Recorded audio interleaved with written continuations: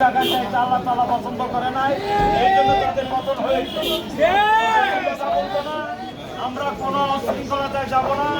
সোনার বাংলাদেশ যেন সোনার বাংলায় থাকে, আমরা যেন শান্তিপূর্ণভাবে বসবাস করতে পারি, সাধারণ মানুষ যেন শান্তিপূর্ণভাবে বসবাস করতে পারে, আর কোনো মায়ের বুক যেন খালি না হয়, এই প্রত্যাশা ব্যক্ত করে সকলের সুস্বাস্থ্য কামনা করে ধন্যবাদ জানাচ্ছি।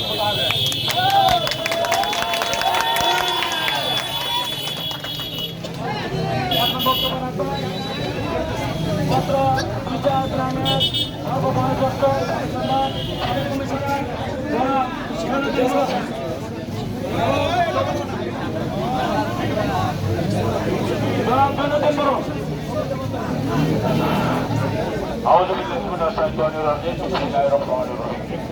সম্মানিত উপস্থিতি, আমাদের অর্থ মিছিলে আজকে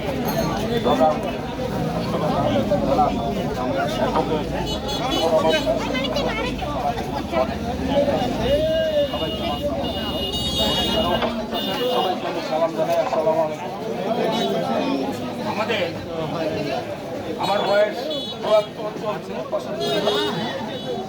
এই দেশের মধ্যে ব্রিটিশদের সাথে যুদ্ধ করেছে ছাত্ররা। ছাত্র আন্দোলনের মাধ্যমে তারা স্বাধীনতা এনেছে। ৭১ মুক্তিযুদ্ধ যে যত গল্পই করি না কেন, এই দেশের ছাত্র সমাজ যদি যুদ্ধে ঝাঁপিয়ে না পড়তো তাহলে এই দেশ স্বাধীন হতো না।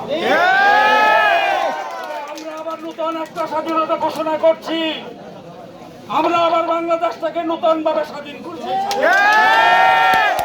আমি সেলুট জানাই আমার এই নতুন প্রজন্মকে, তাদের যেন আল্লাহ হিকমত দায়ের করে তারা যেন যে কোনো অবশক্তিকে তারা মোকাবেলা করতে পারে। সাথে সাথে আরেকটা জিনিস না বললেই নয়, আমরা স্বাধীনতা যুদ্ধের করে দেখেছি বঙ্গবন্ধু শেখ মুজিব যিনি মারা গেছেন এই দেশের মধ্যে, জিয়াউর রহমান সাহেব মারা গেছেন এই দেশের মধ্যে, বীর পুরুষ ছিল তারাই। আর বর্তমান শেখ হাসিনা কেন পলিয়ে গেল? এই দেশে থেকে সঠিক কাজ করছো, ঠিক করছো, তার প্রমাণ হলো। অতএব তাকে আমি চোর আখ্যায়িত করে আমার বক্তব্য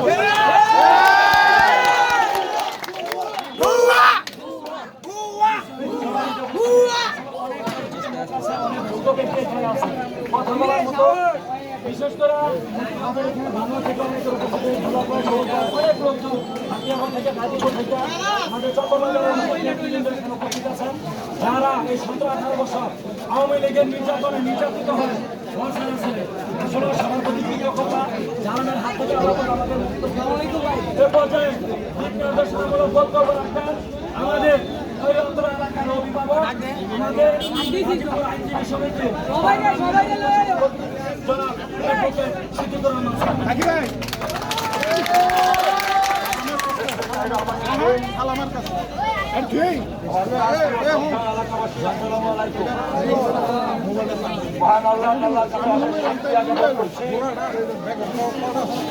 আল্লাহ তাআলার অশেষ রহমতে দীর্ঘ 18 বছরে স্বৈরাচারের অত্যাচার, নির্যাতন, খুন, হত্যা, মিথ্যা মামলা, জুলুম এবং সামাজিকভাবে আমাদেরকে যারা সেই হাসিনার হাত থেকে মুক্ত করেছেন, আলহামদুলিল্লাহ।